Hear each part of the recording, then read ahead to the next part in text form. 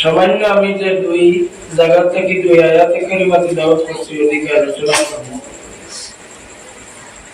যে ব্যাপার যে পিরিয়ড যে সময় আয় এটারে প্রতিহত করা একান্ত ইমানদারের লগিন দায়িত্ব করতে খুব সুন্দর এক যুক্তি, যে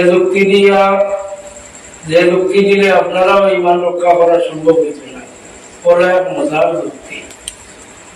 এই যুক্তিটা এটা হলো ঈদে মিলাদুন নবী আপনারা যে তারিখে করবেন রবিউল আউয়ালের 12 তারিখ, যেদিন নবী দুনিয়াতে আইছেন এদিন তো ঈদে মিলাদুন নবী পালন হইছে না রাষ্ট্রীয়ভাবে। এটা তো বহুত বাদে তাকে কিছু মানুষ ধারণা নির্ধারিত করছে তুর্কির শাসন আমলের তুর্কির সুলতানগুলোর বিরুদ্ধে মানুষ অপপ্রচার করিয়া কিতাব দিয়া ওয়াজ করিয়া কিতাব লেখছেন আর দলিল দিয়া বুঝাইতে চায় যে 600 হিজরি পরে এটা কেউ হয় 650 হিজরি, কেউ হয় 700 হিজরি, কেউ হয় 600 হিজরি পরে। শিয়ান যে কেউ হয় 600 হিজরি পরে ঈদে মিলাদুন নবীটা শুরু হয়েছে দুনিয়াতে। এই বিষয়টা আমরা এখন তো বুঝাইয়া দেব। আর যুক্তি যেটা কইলাম যে রবিউল আউয়ালের 12 তারিখ আল্লাহর হাবিব দুনিয়াত আগমন করছেন, ও রবিউল আউয়ালের 12 তারিখ আল্লাহর হাবিব দুনিয়াত থেকে বিদায় নিয়েছেন। আপনারা যে পরিমাণ খুশির মিছিল রেলি করেন এর চাইতে তো বেশি নবী যাওয়ার কারণে তো খান্দিতে আসলাম। এই যুক্তি উনার পরে আমরা প্রায় মানুষের চিন্তা ফলাই দিন তো মাটি গেল তো ফালাই পান না। আল্লাহর নবী দুনিয়াত আওয়ার কারণে খুশি করেন, দুনিয়াতে যাইবার লাগিন আপনারা মায়া লাগে না মরি গেলাতে এই মারা যাওয়ার ব্যাপারে আপনারা খান্দুন না বিষয়টা কিনা। তো আপনারা কোন ধরনের উম্মত শুধুমাত্র জন্মর তারিখ পালন করুন আর ইন্তেকালের তারিখটা আপনারা কিচ্ছু মাতুন না, খান্দুন না, মাহফিলে ওফাতুন নবী হয়ে একটা দিন মাহফিলও করেন না। এই যুক্তি দিয়া পৃথিবীর সাধারণ মুসলমানের ইমান রে হরণ করিয়া নেওয়া চলে বুঝাবকা নাউজুবিল্লাহ। এর কারণে দুই জায়গার দুই আয়াতে কারিমা তিলাওয়াত করছি। এক জায়গা اليوم أكملت لكم دينكم وأتممت عليكم نعمتي ورضيت لكم الإسلام دينا। এই আয়াতটা কোরআন শরীফের শেষ আয়াত। কোরআন শরীফ নাযিল হওয়ার আয়াত হিসাবে শেষ আয়াত হইল ও আয়াত। সুবহানাল্লাহ। সর্বপ্রথম আয়াত আমরা জানি সূরা আলাকর ফার্স্ট আয়াত, ইকরা সূরার ফার্স্ট আয়াত। আর শেষ আয়াত হইয়া হলো اليوم أكملت لكم دينكم وأتممت عليكم نعمتي إلى آخر الآية। এই আয়াতে কারিমা নাযিল হইছে হুজুর পাক সাল্লাল্লাহু আলাইহি ওয়াসাল্লামের জীবনের শেষ যে হজ করেন এটারে পাওয়া হয় হজ্জাতুল ওয়াদা, বিদায়ী হজ। ও বিদায়ী হজ আল্লাহর হাবিব সাল্লাল্লাহু আলাইহি ওয়াসাল্লাম অবস্থান করছেন আরাফাতের ময়দানে। আর ও আরাফাতের ময়দানে আল্লাহর হাবিবে বক্তব্য বা ভাষণ দিতেন সাহাবায়ে কেরামকে সম্বোধন করিয়া। ওই সময় ও আয়াতে কারিমা লইয়া জিবরিল আমিন আলাইহিস সালাতু ওয়াস সালাম হাজির হইছেন। এই আয়াত নাযিল হওয়ার পরে সর্বপ্রথম সাইয়্যিদুনা আবু বকর সিদ্দিক রাদিয়াল্লাহু তাআলা আনহু খান্দা আরম্ভ করেন। এটা আমরা খান্দিতাম। আবু বকর সিদ্দিক রাদিয়াল্লাহু তাআলা আনহু যখন খান্দিছেন একজন সাহাবীয়ে যে আমরা খান্দিতাম, এনে আমরা এই দিন খান্দি না। আবু বকর সিদ্দিক রাদিয়াল্লাহু তাআলা আনহু সামান্য খান্দিয়াতে বন্ধ হয়ে গেছে না। সাহাবায়ে কেরামে আবু বকর সিদ্দিক রাদিয়াল্লাহু তাআলা আনহুর বেতা খান্দা দেখি আল্লাহর নবীর খিদমতে গিয়ে বিচার দেন। কোন ইয়া রাসূলুল্লাহ আপনার আবু বকর আল্লাহর রহমত থেকে না উম্মত হয়ে গেছেন নিশ্চয়, তাই জীবনে ইলা খান্দা খান্দিলা না। আজকে এই আয়াতে কারিমা আপনি তিলাওয়াত করার পরে কত বেশি খান্দিলা।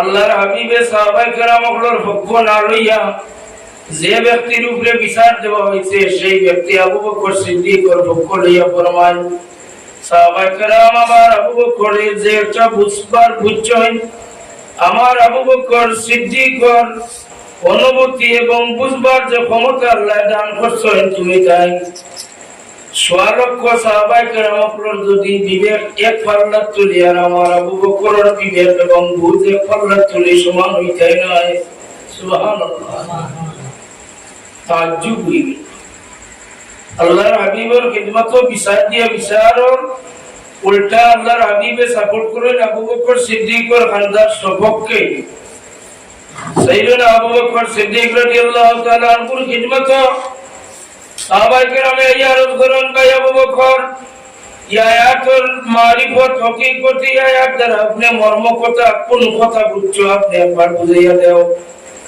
তখন আবু বকর সিদ্দিক রাদিয়াল্লাহু তাআলা আনহু ফরমান সাহাবায়ে কেরাম আল্লাহর হাবিবের জীবনের শেষ ওয়াজ শুনিলাও আর তোমরা হায়াতে আল্লাহর হাবিবের লোকে আর হজ করতে না আল্লাহর হাবিব এই আয়াত দ্বারা বুঝাই দিল আল্লাহ যাতে আমি যেটা বুঝবার বুঝছি আল্লাহর নবী আর বেশি দিন রইতা না আমরা এতিম বানাইয়া দুনিয়া থেকে বিদায় লই নিবা সুবহানাল্লাহ আবু বকর সিদ্দিক রাদিয়াল্লাহু তাআলা আনহু ও খবর পাওয়ার পরে সাহাবায়ে কেরামে খান্দা আরম্ভ করলেন ও যুক্তি ও ওয়াজ দুনিয়া আমরা খান্দার দলিল আমরা পাইলাম আমরা যুক্তি দেই কেন আমরা খান্দি না ওফাতুল নবী কেন মৃত্যুবার্ষিকী রাসূলুল্লাহ পালন করি না এর বাদর আল্লাহর হাবিবে যে সার্টিফিকেট দিয়া গেছেন তান এই খবরটা আমরা লয়ে যাই না হুজুরে সাহাবায়ে কেরামের খানগুন দেখিয়া ফরমান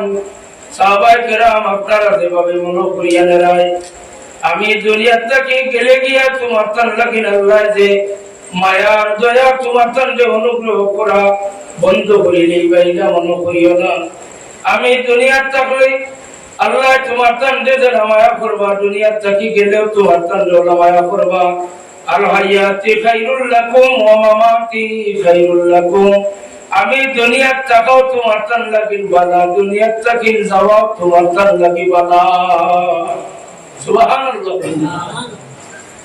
খানদার দলিল ও শেষ সাহাবায়ে কেরাম শান্তি পাইলেইলা আল্লাহর হাবিব সাল্লাল্লাহু আলাইহি ওয়াসাল্লাম যুলহজ্জা মাসের 9 তারিখ আরাফার ময়দানে ইয়াতাজিল হইল বাকি জিলহজ মাসের 21 দিন আল্লাহর হাবিব হয়তো হায়াতে বাঁচিলা জিলহজ্জা মাসের 21 দিন এর বাদর নতুন বছর আরম্ভ হইল মুহররম মাস গেল সফর মাস আল্লাহর হাবিব বেমার হইলা সাহাবায়ে কেরাম চিন্তা করলেন বড় মারাত্মক চিন্তা আগে আয়াত দিয়ে আল্লাহ সিগন্যাল দিছেন আর আল্লাহর নবী যেভাবে বেমার হইছেন মসজিদে নববী যাইতে পারলেন না নিশ্চয় মনে হয় আল্লাহর হাবিবে আমরা রে এতিম বানাই দেবা সফরের শেষ বুধবারে খান আখেরি 4 সোমবার হইয়া মুরব্বি হলে ভাইছেন আপনারা খুব ভাইছেন নি আখেরি 4 সোমবার শেষ বুধবারে আল্লাহর হাবিবর আরাম পাওয়ার পরে সাহাবায়ে কেরাম এত খুশি হইলা আবু বকর সিদ্দিক রাদিয়াল্লাহু তাআলা আনহু সদকা করলেন খয়রাত করলেন সাইয়েদনা ওমর ফারুক সদকা করলেন আর সাহাবায়ে কেরাম সদকা খয়রাত করিয়া শুকরিয়া আদায় করলেন যে আল্লাহর হাবিব আমরার মাঝে আবার আল্লাহ বেমারটা কি উঠাইয়া ফিরাইয়া দিছেন আমরা আরো বেশি দিন পাইমু যে বছর সফরের শেষ বুধবারে বেমারটা কি আরাম হল এই বছর সফরের তারিখ আছিল 29 সফর বুধবার আছিল মাত্র সফরের বাইরে একদিন ইবায়ে মুহররম আর সফর আর 21 দিন এরপরে রবিউল আউয়াল মাস আইয়া ঢুকলো রবিউল আউয়াল মাসের 12 তারিখ রবিউল আউয়ালের 12 তারিখ পার হইল সোমবার আল্লাহর রাসূল সাল্লাল্লাহু আলাইহি ওয়াসাল্লাম আমরারে এতিম বানাইয়া দুনিয়া থেকে বিদায় লইলা সুবহানাল্লাহ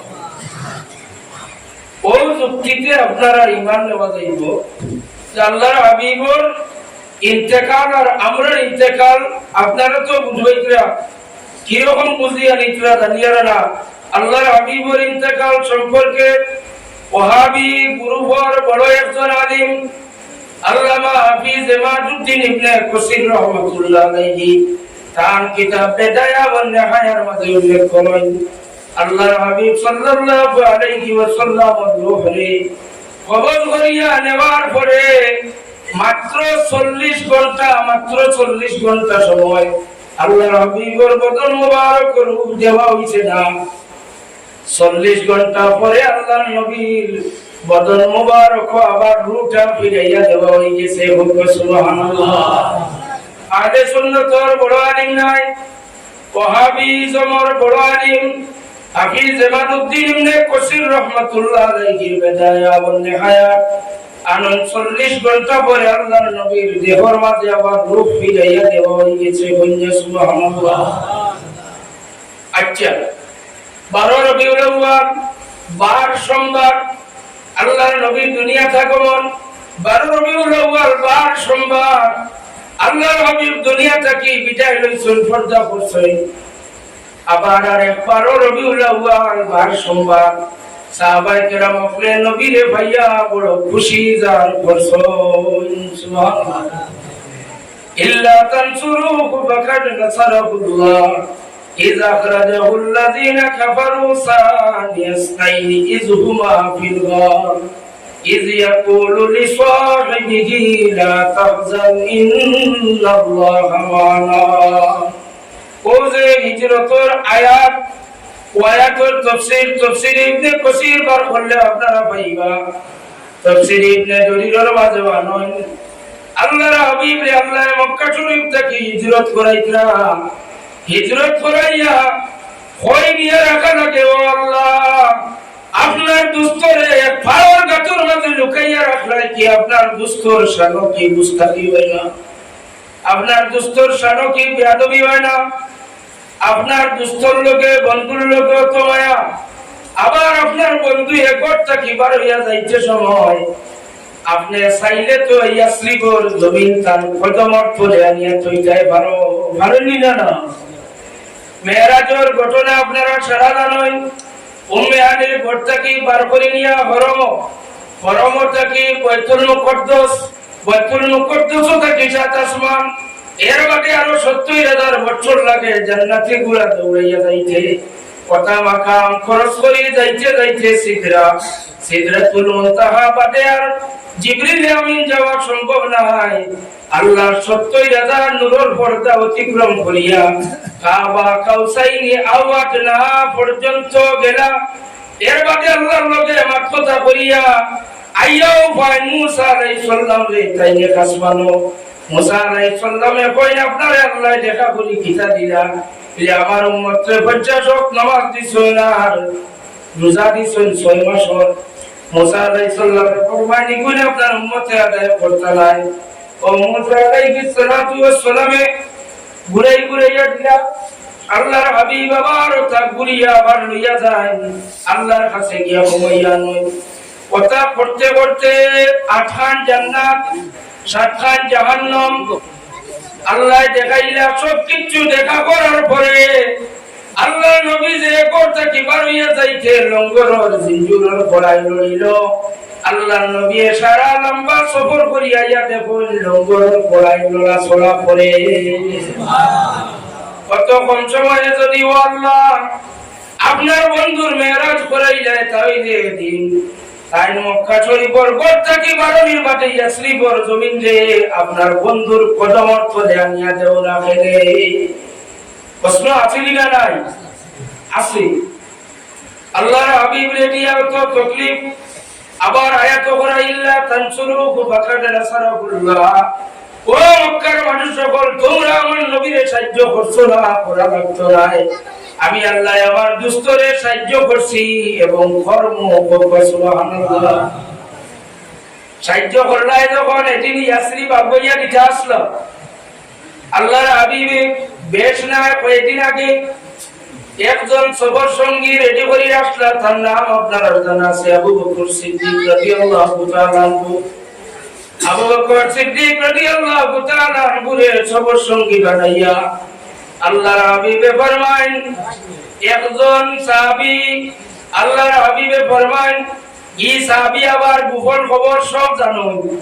মক্কা শরীফ আবু জেহেল এলান করছেন যে মোহাম্মদ রে আমার বাতিজা মোহাম্মদ রে যে যেখানে ভাইবে দরিয়া দিবাই যদি দেও তাহলে ৭০,০০০ তোমার দীর্ঘ আমরা পুরস্কার দিব নাউজুবিল্লাহ ঘোষণা দেব আল্লাহর হাবিবের বিরুদ্ধে দুশমনী আরম্ভ হইল আল্লাহর হাবিবের ব্যাপারে সমস্ত মক্কা শরীফের শহর কোন মানুষে জানে নাই না নাই ও পরিবেশের মাঝে আল্লাহ নবী একজন মানুষ তাই একজন মানুষকে রেডি করেন আমরা সাধারণ মানুষে মনে করে নবী আমরাল্লাহ খান সাহাবায়ে কেরাম আমরাল্লাহ খান আমল করলে সাহাবী হওয়া যায় না সাহাবী কারে কয় ওখান বুঝাইতাম আমি পারতাম না আল্লাহর নবী একজন সাহাবীকে রেডি করেন যে তুমি আমার বিছনার মাঝে আইজ রাতখান থাকা লাগবো মক্কার কাফির মুশরিকগুলোর কিছু আমানত আছে ওগুনটা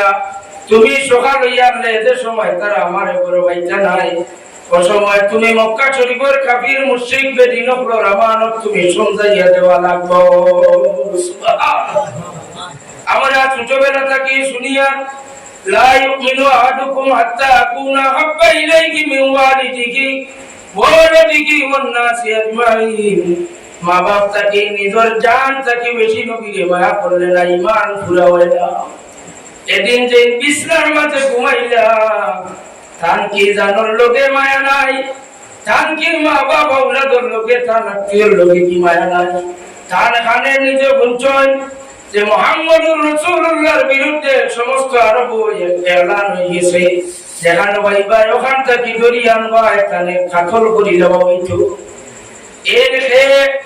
এই নইলে আল্লাহর নবীর মায়া সাহাবী হযরত আলী রাদিয়াল্লাহু তাআলা আল্লাহর নবীর সাহাবী আলী রাদিয়াল্লাহু তাআলা আল্লাহর নবীর বিছানার মাঝে কোমল গাদ দিয়ে তাই আরাম করেন সুবহানাল্লাহ বহুত বাদে সাহাবায়ে কেরাম একদিন আলী রাদিয়াল্লাহু তাআলা রে ভাইয়া জিজ্ঞাসা করল ও ভাই আলী তুমি এদিন ডরাইছো না নি সমস্ত মক্কা শরীফে এলান হয়ে গেল আল্লাহর নবীর দরবার লাগি মারবার লাগি তুমি এদিন এই সিচুয়েশন এই পরিস্থিতি তান বিছনা কিলা সাহস করে ঘুমাইলা আলীর জবাব হলেন ও আমার দুস্থ নবীর সাহাবী হল আমার নবী আমানত দিতে সময় কইছেন সকাল হইলে আলী তুমি আমানত সমঝাইয়া দিবাই তখন আমার নবীর জবানে মুস্তাফা কি উচ্চারণ হইছে সকাল পর্যন্ত আমারে কি নই গেছে আলী আমি মরতাম না আমারে কেউ মারতো না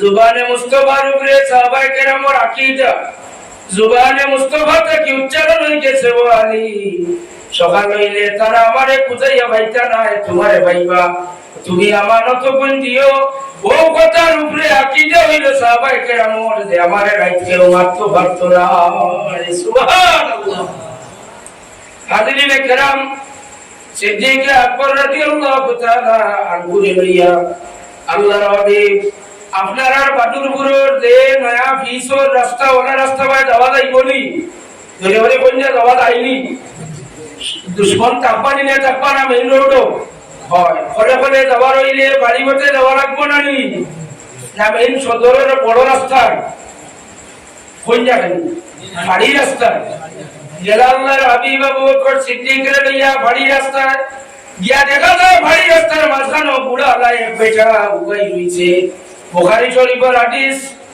আল্লাহর হাবিবে দেখছেন বুড়া আলাই এক বেটা উগাই রইছে আপনার আর মনকিলা জানি না যদি লুকাইয়া যাওয়ার লাগবে এনার মাঝখানে কত ঘুমানো গাইলেন তাহলে দেখি আর ডর লাগবো না লাগতো না আপনারা মনে করেন নি আল্লাহর নবী ডরাই কিছু জোরে করে হোকা ডরাইছেন নি আল্লাহর হাবিবর বেমিসাল আল্লাহর হাবিবর সবকিছু বেমিসাল কোনো উদাহরণ দেওয়ার নাই আল্লাহর হাবিবে যেই মাত্র বুড়ার পিঠির বেটার ভাই তার দুই চক্ষু মোবারক দিয়ে খালি একবার চাইছেন চাইতে না চাইতে বুড়া সহ মানুষটা মাটির ভিতরে ঢুকি গেছে সুবহানাল্লাহ কথা হইল হুজুরের তাওয়াজ্জুহে মুস্তাফার বরকত বাবা আল্লাহর হাবিবে শুধুমাত্র দুই নয়ন দিয়ে চাইছেন সুরাকা বুড়া সহ মাটির মাঝে ঢুকি গেছেন বুড়ার মাথা আর সুরাকার মাথা খালি বার করা আর মাটি তো শুরু করছে পায়ন করা পায়ন দুধি একমান জানি মিলাদুল নবীর দুশ্মনী করো, কবর যাওয়ার পরে মাটিয়ে যে সময় লাগাল হইব, কবরের সোয়ালের যে সময় জবাব দিতে সময় বেদাতার শিরিক দোকানিত লাগবাই যে নবীরে তো গালি আইছি দুনিয়া। নবীর মিলাদুল নবীরে কটাক্ষ করছি ফেসবুকও, এখন নবীর পরিচয় দিতাম কিনা? খবর খেয়ে কইছে 3টা সোয়াল, খবরের 3 সোয়াল নাই। খবরে একমাত্র মুমিনদের সোয়াল হইব, এই সোয়াল হইল যে ও যাই হাজির করা হইছে তানে চিননি। যদি ও সোয়াল আটকি জানতে হইলে মারুফ বুকা ও মা দিনুকা, এটা সোয়াল পারলেও তাই ছুটিয়া যাইতে পারত না।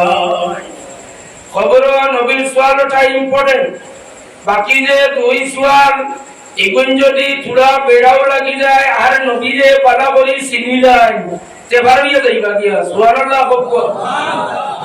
হাজিরিনে কেরাম, আল্লাহর হাবিবে যেই মাত্র চাইছেন চুলাকা গুলা সহ মাটির মাঝে ঢুকে যায়। আল্লাহর নবীর লোকে দুশ্মনী করিয়া লাভ দিতে হইল, চুলাকা খান্দা আরম্ভ করলেন। আর কোন আমি অভাবী মানুষ, গরিব মানুষ, আবু জেহেল এলান করছেন আমি রাসূলের মাঝে পড়িয়া আইছি, আপনার মতো মানুষের দুশ্মনী গুলো জীবনে ইলাম না হয়। আর আপনি আমারে যদি এখন উদ্ধার করিয়া উঠাইয়া দেন না, তাহলে আর কিয়ামত পর্যন্ত কেউ উঠাইতে পারত না। সুবহানাল্লাহ। মানে না নবীরে, কিন্তু আমানত তৈবা লাগাও না, সুনা করো তৈলে শুনে নিবা গিয়া। আল্লাহ নবীর বাড়ির তৈলে ইনটাই চুরি হইতো না, এক রতি কমতো না। কেন আবার মানে কয় আমি তাই না আমি সুবহানাল্লাহ কইতাই না। তার কাছে কলিমা পড়ে না, মুসলমান হয় না, এখান ঠিক আছে, কিন্তু সুনা বাড়িতে রাখে না। ওই বাড়িতে রাখলে চুরি হইব। মুহাম্মদুর রাসূলুল্লাহ সাল্লাল্লাহু আলাইহি ওয়াসাল্লাম ওর বাড়িতে সুনা আমানত রাখে, টাকা পয়সা রাখে।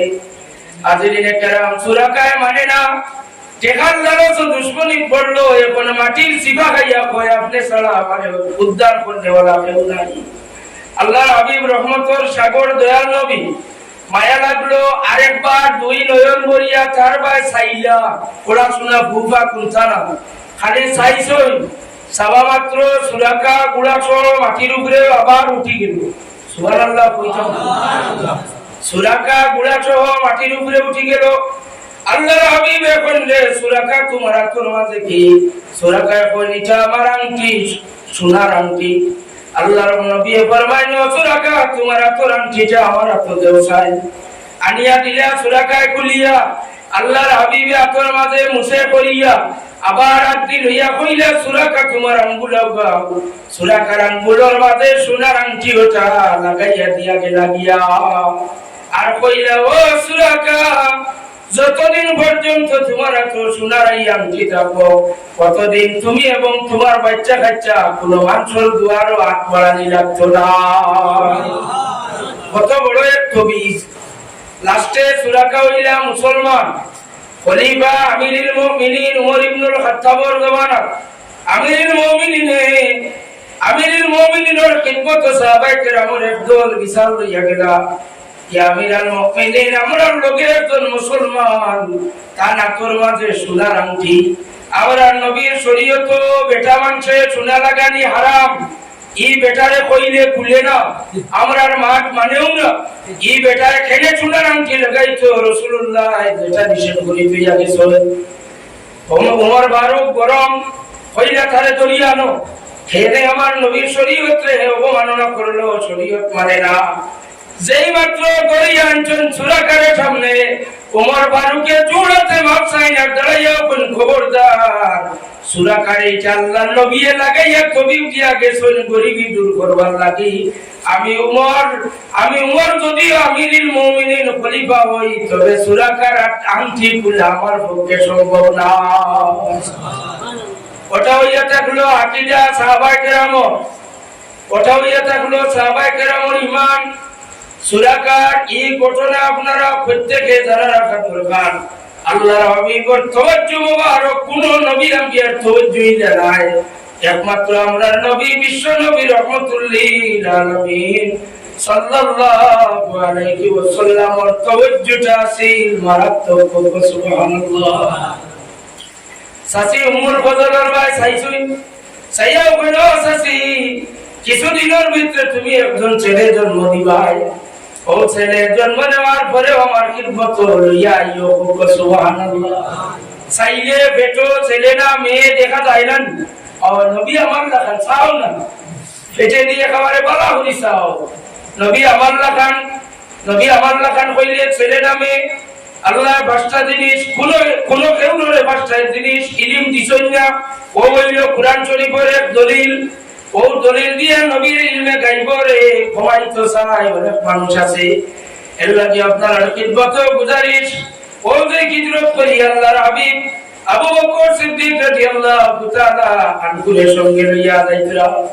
পেটর মুখ লাগছে, খাইবার দরকার আছে না না। এক বাড়ি টুটিলা, এই বাড়ির মালিকের নাম উম্মে মাহবুব। উম্মে মাহবুবের ঘরে গিয়ে উঠিয়া কইলা, মাগো তোমার বাড়ি কিচ্ছু খালি থাকলে আমরা দেও না। এটা কইলে আমরা আর কিছু নাই।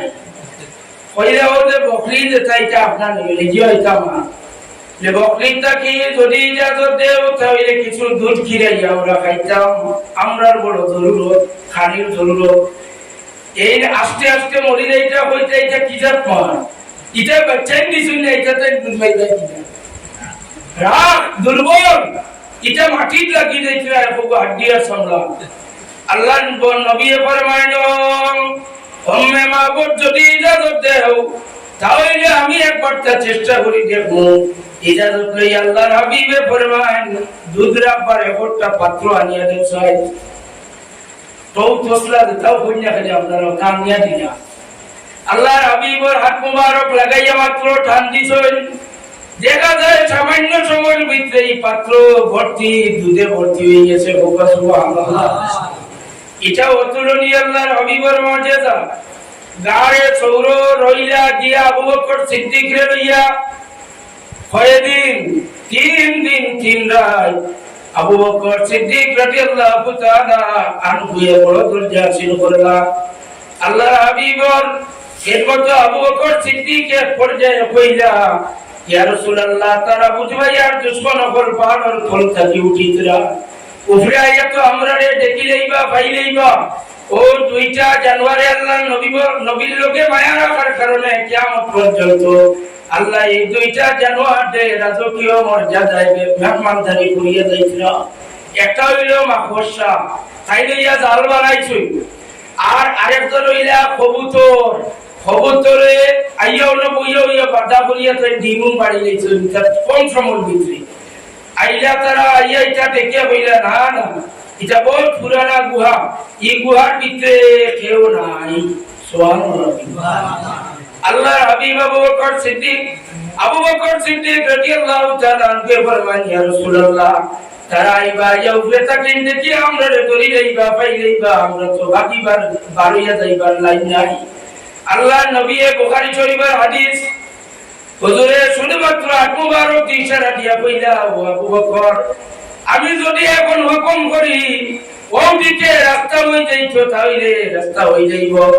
যেদিকে ইশারা করছেন গাড়ে সৌরর পাহাড় যারা গেছেন দেখছেন, হাজি সাহেব যারা আছেন আপনারা নিশ্চয় দেখি আইছেন গাড়ে সৌরর একদিকে গিয়ে আল্লাহ নবী আবু বকর সিদ্দিক যেখানে আমি শুনি জায়গা বড়। আর ও জায়গার তলেদি পাড়র তলেদি পাথরের পাড়র তলেদি একটা গোপন রাস্তা আছে। সাফিয়া গেলে মাথার দড়িলায় ওলা গোপন রাস্তা। এই রাস্তার দুনিয়ার কোন ইঞ্জিনিয়ার কনস্ট্রাকশন আর বিল্ডার সেটাও বানাইছে না। আল্লাহর নবীর হাত মুবারক ইশারা দিছো ওই লোকে লোকে পাথর ফাটিয়া ওদিকে সুরাখ হয়ে গেছে। সুবহানাল্লাহ। আল্লাহর হাবিব যে বিশাল 3 দিন 3 রাত থাকার পরে যেই সময় আবু বকর সিদ্দিক রাদিয়াল্লাহু তাআলা আনহু আর আল্লাহর হাবিব মদিনা চলে গিয়া হাজিরি দিতা। মদিনা চলে হাজিরি দেওয়ার হইলে বৈলাকুর রাত 12 বাদে আল্লাহ নিয়ে পৌঁছাইতে পারেন। এই রাত ছেড়ে দিলে না, বদর রাত ছেড়ে দোয়ানা দিলে না। আল্লাহর হাবিব 3 দিন 3 রাত রাখার পরে যেদিন যাইতা আল্লাহর জাতর মর্জি আর মঞ্চ হইল আমার নবী যেদিন দুনিয়া চাইছেন সেদিন তার উম্মতে ঈদ বানাইতে পারছে না। সারা কুফরি আর জাহিলিয়তের অন্ধকার আসলা। সমস্ত আরববাসী কুফার কুফরির মাঝে শিরকির মাঝে লিপ্ত আসলো। এর কারণে এই দিন আমরা উম্মত আসলাম না। আমরা আল্লাহর নবীর জন্মের খুশি পালন করতে পারছি না। এখন আল্লাহ